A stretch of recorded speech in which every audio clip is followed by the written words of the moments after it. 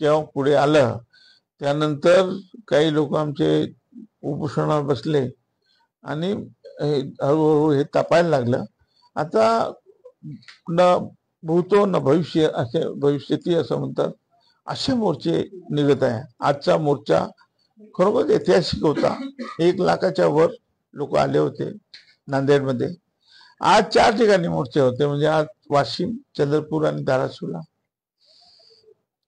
4 तारखेला आपल्या ठाण्याला आहे, 6 तारखेला यवतमाळ लातूर आहे, 7 तारखेला जे परभणी आहे आणि 10 तारखेला नाशिक आणि अलिबागला आहे. 14 तारखेला परत आपल्या औरंगाबाद विभागीय मोर्चा आहे. अशा पद्धतीने मोर्चे जर बघितले तर धडकी भरावी अशी आहे. मला असं वाटते की गव्हर्नमेंटची म्हणजे सरकारची झोप उडाली आहे. सरकारने यावर कुठलंही पाऊल नाही, समोरचं पाऊल आपलं काय नाही. सरकार कुठलंही पाऊल नाही, मुख्यमंत्र्यांची खुर्ची जाण्याची पाळी आहे. मुख्यमंत्र्यांनी बॅड हँडलिंग केलं सगळे आरक्षण. मराठाच्या बाबतीत जे त्यांना वाटते की धक्का लागला नाही, धक्का लागलेला आहे. संपूर्ण ओबीसी समाजाला अंगावर घेतलाय. 425 जाती आहे, भटके, मुक्त, 12 बलुतेदार आणि ओबीसी म्हणून 425 जाती आपल्या ओबीसीच्या लिस्टमध्ये. तुम्ही बघा, त्या 425 जातीपैकी एक जात म्हणते की हा जी आर बरोबर आहे. कुणबी, मराठा एकच जात म्हणते जी आर बरोबर आहे. 424 जाती म्हणतात हे नुकसानकारक आहे. जो जास्त दूर जाऊ दे, आपल्या मराठवाड्यात बघा, आमच्या मराठवाड्यामध्ये येत्या निवडणुका ज्या स्थानिक स्वराज्य संस्थे आहे ते सगळे आमच्या बंजाराचं आरक्षण आता सरपंचही होणार नाही, जिल्हा परिषद होणार नाही, पंचायत समिती सुद्धा होणार नाही. सगळे कुणबी मराठा 100% आता त्यांना दाखले मिळणार आहेत. सगळ्या मराठ्यांना कुणब्याचे दाखले, ते ओबीसी म्हणून उद्या फॉर्म भरतील. आम्ही काही नाही करू शकणार. हे भुजबळांची चूक आहे. हे भुजबळ ओबीसी राहून या ठिकाणी ते सत्तेमध्ये राहतात आणि इकडे ओबीसीचं नेतृत्व करतात.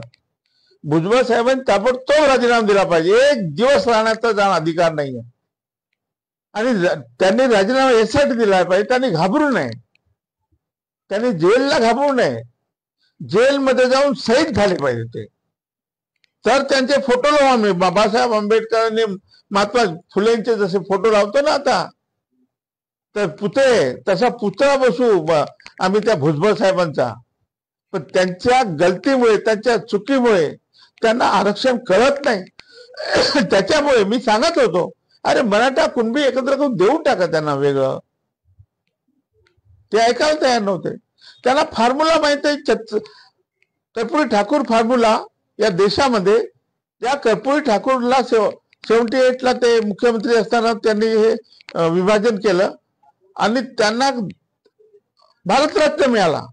पण खरा म्हणजे फॉर्म्युला नाईक साहेबांनी केलेला आहे 1965ला, त्यांच्यापूर्वी. खरं तर भारतरत्न वसंतराव नाईकांना द्यायला पाहिजे. मग हे त्यांना जर कळलं असतं. आता एससीचं सब कॅटेगरेशन, शेड्यूल ट्राईबचं सब कॅटेगरेशन करा, हे सर्वोच्च न्यायालयाने सांगितलंय ऑगस्ट 2024 मध्ये. आणि तीच भाषा वापरली, तीच भाषा. तो एक असा फॉर्म्युला आहे की सगळ्या जातीला न्याय देतो, कोणाचा कोणाला धक्का लागत नाही. ज्याची संख्या तेवढी भारी त्याचं त्यांना आरक्षण त्याच्यात देता येते. आणि म्हणून आमच्या आदिवासींचा जो प्रश्न आहे तो त्याच्यातच आम्ही सोडवणार आहोत. आम्ही आदिवासी बंधूंचा 1% घेणार नाही. उलट मी तर हे सांगतो आदिवासी आमच्या सगळ्या नेत्यांना की अरे आदिवासींनो, तुम्हाला आरक्षण मिळून 70-75 वर्ष झाली. आमचे गोंड, कोलाम, परदान आणि पारधी मेजर कम्युनिटी आहे त्या 45 जातीमध्ये. याचे एकही IAS IPS का झाले नाही, माझा सवाल आहे. त्या आमदारांना आणि त्या नेत्यांना शेड्यूल ट्राईबच्या तुम्ही विचारा, त्यांना का झाले नाही, का होत नाही तुमचे. मग कोण होत आहे, कोण खात आहे तुमचं आरक्षण, त्यांना का विरोध केला नाही तुम्ही. आणि बंजारा भरच्या भविष्यावर तुम्ही निवडून येता आणि परत बंजाऱ्यांच्या याला आरक्षणाला ठीक आहे, मी समजू शकतो, मी त्यांच्याशी सहमत आहे की त्यांना डायरेक्टली आम्ही 7% ते हात घालणार नाही, आम्हाला नको आहे ते. परंतु आम्हाला वसंतराव नाईकांनी ज्या पद्धतीने सब कंडक्शन केलं, या देशामध्ये जे कर्पूरी ठाकूर फॉर्म्युला आलेला आहे, या देशामध्ये सर्वोच्च न्यायालयाने जो फॉर्म्युला सांगितला आहे की तुम्ही सब कॅटेगराईज करा, उपवर्गीकरण करा, तर त्या अँगलने आम्ही जातो. आज ही सुरुवात महाराष्ट्रात झाली आहे. आता आणखी 3-4 मोर्चे बाकी आहेत, परंतु याच्यानंतर आम्ही कदाचित दिवाळीच्या पूर्वी एक धडक मुंबईला देणार आहोत, कारण आमचे ऊसतोड कामगार दिवाळीच्या नंतर जातात, त्यामुळे ती आम्ही तयारी करतो आहे. त्यानंतर हा जो लोन आहे, हा जो मोहर उठलेला आहे, हा पार मध्य प्रदेश, छत्तीसगड, राजस्थान, उत्तर प्रदेश, बिहार आणि हरियाणा, दिल्ली, पंजाब इकडे वळणार आहे हे बंजारा समाज. कारण तुमच्या माध्यमातून जेव्हा हे म्हणजे मोठ्या न्यूज एजन्सीला जरी येत नसलं तरी सोशल मीडियामुळे त्या बंजारा समाजाचे जे मोठे मोर्चे होत आहेत ते फार दूरपर्यंत पोहोचले आहे. तर त्याच्यामुळे तो समाज तिकडला पण जागृत होत आहे, जागृत झालेला आहे.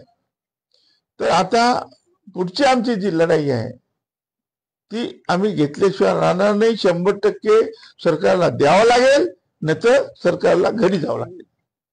कारण ही लढाई ते थांबणार नाही.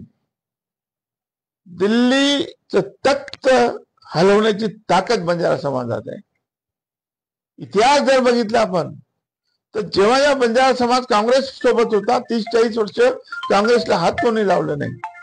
2-2 वर्ष 2-2 मुख्यमंत्री आमचे दिले, उगीच नाही दिले. आणि त्यामुळे वसंतराव नाईक 12.5 वर्ष, 1.5-2 वर्ष आमचे सुद्धा नाईक मुख्यमंत्री होते. ते काय उगीच केलं का त्यांना मुख्यमंत्री? आज ते बघितलं तर मराठ्यापेक्षा आम्ही जास्त आहोत. मराठा समाजाची लोकसंख्या फार 3.5 ते 4 करोड आहे महाराष्ट्रामध्ये. आम्ही देशात 13 करोड आहोत. आणि त्यामुळे हा समाज मोठा आहे, याचा विचार करावा लागेल सरकारला, नाही तर सरकारला भोगावं लागेल. आता आम्ही जागे झालो आहोत, आम्हाला जागावलं आहे. या जरांगेच्या माध्यमातून म्हणा, आपले हैदराबाद गॅजेटच्या माध्यमातून समाज जागा झालाय, युवक पेटून उठलाय. आणि त्यांची आस आहे आता की आम्हाला राजकीय आरक्षण पाहिजे, खासदारकीमध्ये, आमदारकीमध्ये, आणि सगळं बजेट प्रोव्हिजन पाहिजे. सगळ्या सुविधा त्या शेड्यूल कास्टला, शेड्यूल ट्राईबला मिळतात, त्या सगळ्या आम्हाला मिळायला पाहिजे, आमची मागणी आहे.